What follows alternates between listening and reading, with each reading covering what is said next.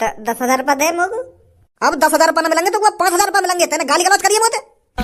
2-3 ही गाली तो देंगे और तुम 2-3 ही गाली के इतने रुपए काट रहे हो हैं? पूरे पूरे आधी कर दिए। 8,000 तो दो कम से कम।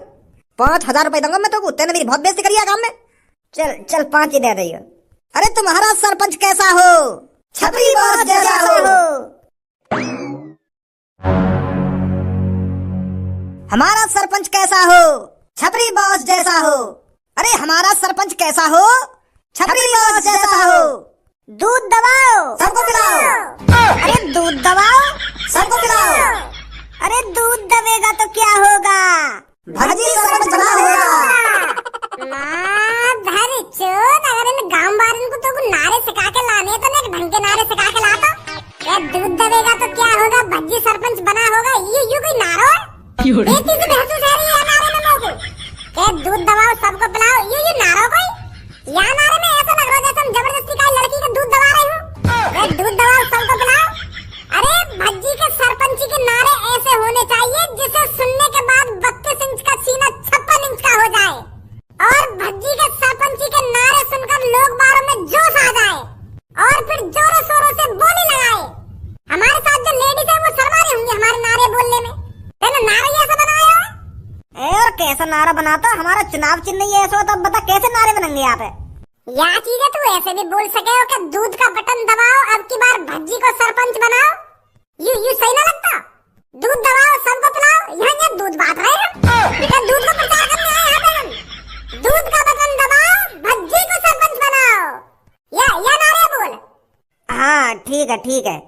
दूध का बटन दबाओ भज्जी को सरपंच बनाओ। दूध का बटन दबाओ भज्जी को सरपंच बनाओ। शांत मेरे गांव के नागरिकों शांत। मैं ये बिल्कुल भी नहीं चाहता कि आप मेरे नाम के नारे बोल बोल कर अपना गला बैठा लो। मुझे पता है आप मेरे साथ हो तो आपको मेरी जयकारे लगाने की कोई जरूरत नहीं है। चलो अब विपक्ष टीम से भी बात कर लेते हैं। ये साले चोर मवाली गुंडे आपके गांव में आकर आपके भज्जी की सरपंची छीनना चाहते हैं। अरे सब गांव वालों को पता होगा कि ये जो आपके सामने खड़ा है ये एक चोर है, किडनैपर है जो लड़कों को किडनैप कर करके पैसे मांगता है और फिर भी कुछ मादर चौथ इसकी सपोर्ट में खड़े हैं। बड़ा अचंभा हो रहा है भज्जी को ये सब देखकर। अगर कोई इंसान आतंकवादी के साथ पकड़ा जाता है तो वो भी आतंकवादी कहलाया जाता है और अगर कोई चोर मवाली गुंडे के साथ पकड़ा जाता है तो वो भी चोर मवाली गुंडा ही कहलाया जाता है। तो देख लो गाँव वालों आपकी नजरों के सामने ये 5-6 गुंडे मवाली खड़े हैं जो गुंडे को सपोर्ट कर रहे हैं। तो बताइए आप सभी इनके साथ क्या करना चाहिए? क्या ऐसे लोगों को इस गांव में रहने का हक है? अरे मेरा तो मन इस चोर के हाथ पैर तोड़ने का कर रहा है पर इसके बगल में जो 2-3 आदमी खड़े हैं आप इनका बताइए इनके साथ क्या करूं मैं? जो एक चोर एक किडनैपर को वोट दे रहे हैं और उसके साथ खड़े हैं। अरे भज्जी बेटे ऐसे लोगों को तो टांग पकड़कर जमीन में मार देना चाहिए। जो एक चोर को सपोर्ट कर रहे हैं, जो एक किडनैपर को सपोर्ट कर रहे हैं, ऐसे लोगों की टांगे तोड़कर गांव से बाहर फेंक देना चाहिए ताकि ऐसे लोग गांव में ना रह सके और ना ही गुंडे मवाली को सपोर्ट कर सके। बहुत बढ़िया सुझाव दिया है आंटी जी तुमने। अरे का सुझाव दिया उन्होंने? अरे मैं चोर था पर अब चोर नहीं हूँ मैं। अरे पहले मैं किडनैपर था पर अब किडनैपर नहीं हूँ मैं। अरे पहले मैं लोगों को किडनैप करके पैसे मांगता था पर अब पैसे नहीं मांगता हूँ मैं। अरे ये सब चीज छपरी ने 2-3 दिन पहले ही छोड़ दी है। अब छपरी सिर्फ लोगों की सेवा करना चाहता है, लोगों की सेवा।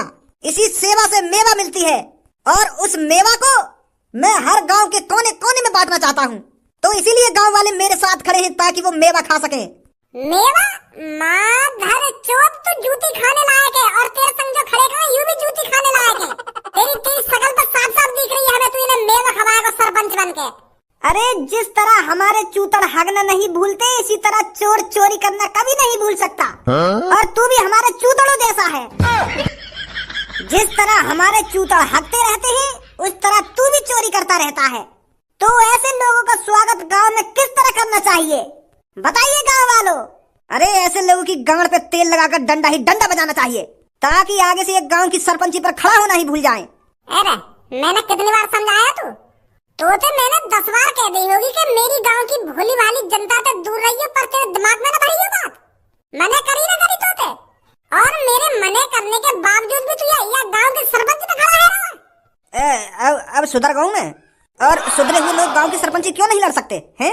अरे जब सड़ा हुआ टमाटर ठान ले तो वो भी तरोताजा हो जाता है। और अब मेरे अंदर भी कोई दाग नहीं है, मैं एक स्वच्छ नागरिक हूँ इस टाइम, स्वच्छ नागरिक। चोद सड़ा हुआ टमाटर कैसे हरा है जाएगा, यह बात बताइए तुम। जब कोई चीज सड़ गई है तो वो दोबारा सही कैसे है जाएगी? अरे जब मैं कह रहा हूँ है जावे सही, मैं गांव की सरपंची लड़ूंगा तो लड़ूंगा और गांव का सरपंच बनकर ही रहूंगा मैं।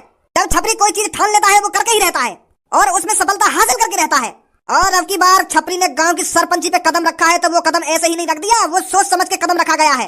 और अब की बार छपरी सरपंची लड़ा है तो सरपंची जीतेगा भी और सरपंच बनेगा भी और गांव की तरक्की।